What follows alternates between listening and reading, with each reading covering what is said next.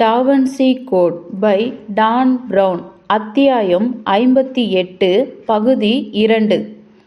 அந்த இணைப்பு புள்ளிகளை முன்னதாகவே டீப்பிங் அவளிடம் காட்டியிருந்தாலும் ஓவியத்தின் மையப்பகுதியில் இருந்த கேள்விற்கு அப்பாற்பட்ட வி வடிவத்தை சோஃபியா பார்த்தாள். அது கோப்பை குறித்தும் சாலிஸ் குறித்தும் பெண்ணின் கர்ப்பப்பை குறித்தும் லெங்டன் வரைந்த அதே குறியீடுதான். இறுதியாக சொல்லப்போனால் மனிதர்கள் என்பதை காட்டிலும் இயேசுவையும் மேக்தலினையும் ஒன்று கலந்த ஆக்கக்கூறுகளாக நீ பார்த்தாய் என்றால் உனக்கு மற்றொரு தெள்ளத் தெளிவான தோற்றம் தோன்றுவதையும் நீ பார்க்கலாம் என்ற டீப்பிங் சற்றே இடைவெளி விட்டு, அதுதான் அந்த எழுத்து. சோஃபியா உடனடியாக ஓவியத்தை பார்த்தாள். அவளுக்கு அந்த எழுத்து என்னவென்று தோன்றியது என்று சொன்னால் அது குறித்து மதிப்பிடுவதாகும். சோஃபியா கண்டதெல்லாம் அந்த எழுத்தை மட்டும்தான். ஓவியத்தின் மையப்பகுதியில் பளிச்சிட்டது. எல்லாம் கேள்விக்கும் அப்பாற்பட்ட அளவில் சற்றும் பிழையின்றி தோன்றிய எம் என்ற எழுத்துதான். முழுமையான எதேச்சை நிகழ்வு இல்லையா என்றார் டீப்பிங். சோஃபியா ஆச்சரியத்தில் மூழ்கி போனாள். அது ஏன் அங்கே இருக்கிறது? டீப்பிங் தோள்களை குலுக்கினார். இரகசிய உடன்படிக்கை கோட்பாளர்கள் இது மேட்ரிமோனியோ அல்லது மேரி மேக்தலினை குறிக்கும் என்பார்கள். நேர்மையாக சொல்லப்போனால் யாரிடமே உறுதியாக சொல்லவில்லை என்பதுதான் உண்மை. ஒரே ஒரு உண்மை என்னவென்றால் அங்கே எம் மறைந்திருக்கிறது என்பதுதான். கோப்பை சம்பந்தப்பட்ட எண்ணிலடங்கா வேலைப்பாடுகள் மறைந்திருக்கும் அந்த எம் என்ற எழுத்தில் இருக்கின்றன. அது நீர் வண்ண குறியீடாக இருக்கலாம், மற்றொரு ஓவிய அடுக்காக இருக்கலாம், அல்லது எல்லாம் கலந்து மறை குறியீடாக இருக்கலாம்.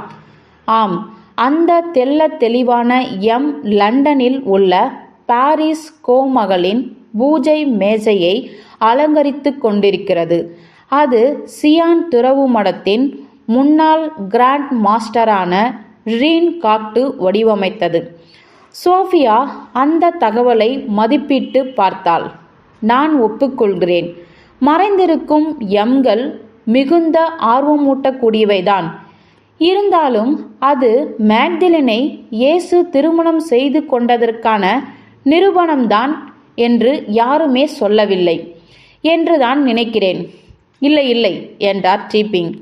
அருகாமையில் இருந்த புத்தக மேசையை நோக்கி நடந்தார்.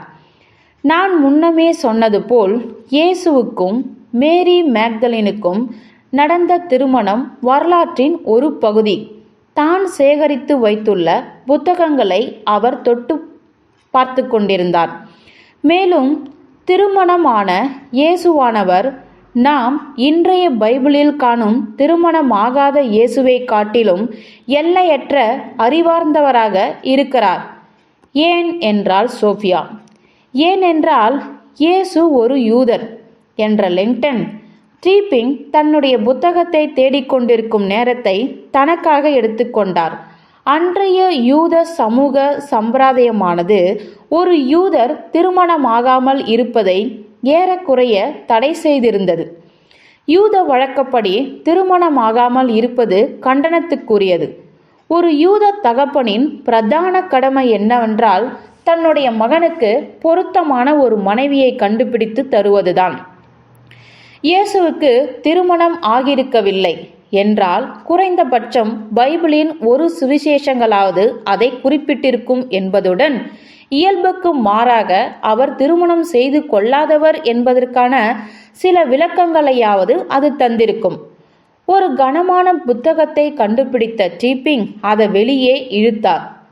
தோலினால் ஆன அட்டையில் இருந்த அது ஒரு போஸ்டர் அளவுக்கு இருந்தது. ஒரு பெரிய அட்லஸ் வரைபடத்தை போல். அந்த அட்டையில் அறிவார்ந்த சுவிசேஷங்கள் என்று எழுதப்பட்டிருந்தது. டீப்பிங் அதை உயர்த்தி பிடித்தபடி திறந்தார். லெங்டனும் சோஃபியாவும் அவருடன் சேர்ந்து கொண்டனர். அதில் பிரதான ஆவணங்கள் பெரிதுபடுத்தப்பட்ட நிலையில் இருந்ததை சோஃபியாவால் பார்க்க முடிந்தது. அவை கைகளால் எழுதப்பட்டு உதிர்ந்து போகும் நிலையில் இருந்த சுவடிகளாக இருந்தன. அந்த பிரதான மொழி என்னவென்று அவளுக்கு தெரியவில்லை. ஆனால் முகப்பு பக்கங்களில் தட்டச்சு செய்யப்பட்ட மொழிபெயர்ப்புகள் இருந்தன. இவையெல்லாம் நாக் ஹமாதி மற்றும் மரணக்கடலில் கண்டெடுக்கப்பட்ட சுவடிகளின் புகைப்படங்கள்.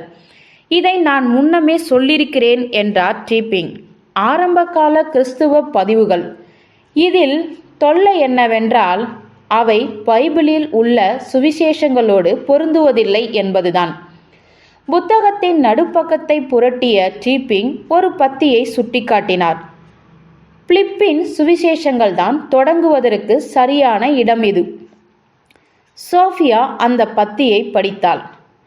மீட்பரின் உற்ற துணை மேரி மேக்தலின் தன்னுடைய எல்லா சீடர்களையும் காட்டிலும் கிறிஸ்து அவளை மிகவும் நேசித்தார். அவளுடைய உதட்டில் கூட அவர் பலமுறை முத்தமிட்டிருக்கிறார். மற்ற சீடர்கள் இதனால் குற்ற உணர்வற்ற தங்களுடைய உடன்பாடின்மையை வெளிப்படுத்தியிருக்கின்றனர். அவர்கள் அவரிடம் எங்களை எல்லாம் விட மேலாக அவளை ஏன் நேசிக்கிறீர்கள் என்று கேட்டார்கள். இந்த வார்த்தைகள் சோஃபியாவை ஆச்சரியத்தில் ஆழ்த்தின. அவை இன்னும் முடிவான ஒன்றாக அவளுக்கு தோன்றவில்லை.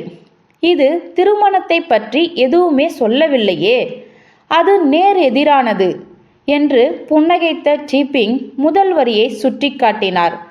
அன்றைய காலகட்டத்தில் உற்ற துணை என்றால் நேரடியாக மனைவி என்பதைத்தான் குறிக்கும் என்பதை அராமிக் அறிஞர்கள் யார் வேண்டுமானாலும் சொல்லுவார்கள். லெங்டன் அதை தலையசைத்து ஆமோதித்தார். சோஃபியா மீண்டும் அந்த முதல் வரியை படித்தார். மீட்பரின் உற்ற துணை மேரி மேக்தலின்.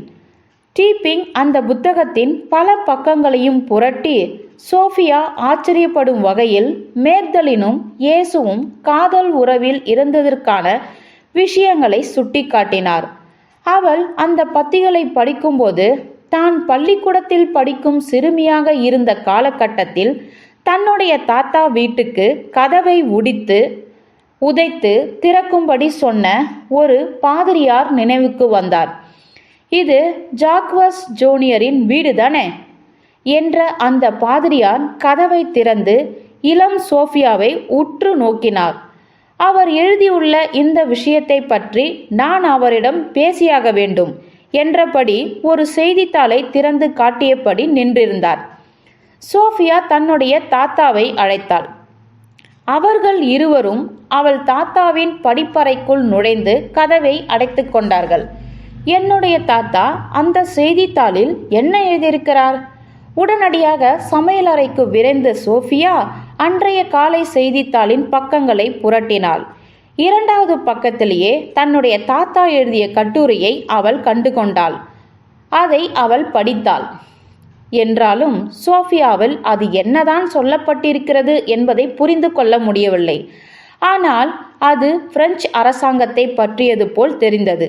அந்த அரசாங்கம் இயேசுவானவர் மேரி மேக்தலினுடன் உடலுறவில் ஈடுபடுவதைப் போல் சித்தரித்த the last temptation of Christ என்ற அமெரிக்க திரைப்படத்தை பாதிரியார்களின் நெருக்கடிகளுக்கு உடன்பட்டு அதை தடை செய்வதாக ஒப்புக்கொண்டிருந்தது.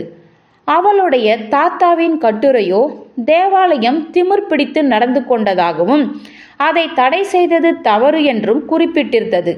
அந்த பாதிரியார் பித்து பிடித்தவராக காணப்பட்டதில் தவறு எதுவும் இல்லை என்று சோஃபியா நினைத்து கொண்டாள்.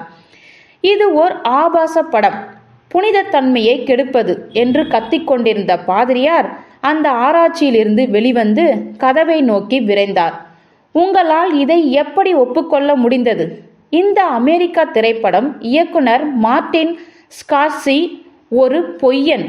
பிரான்சில் இதை அரங்கேற்ற தேவாலயம் ஒருபோதும் அனுமதி அளிக்காது என்றபடி அந்த பாதிரியார் கதவை அறைந்து சாத்தினார்.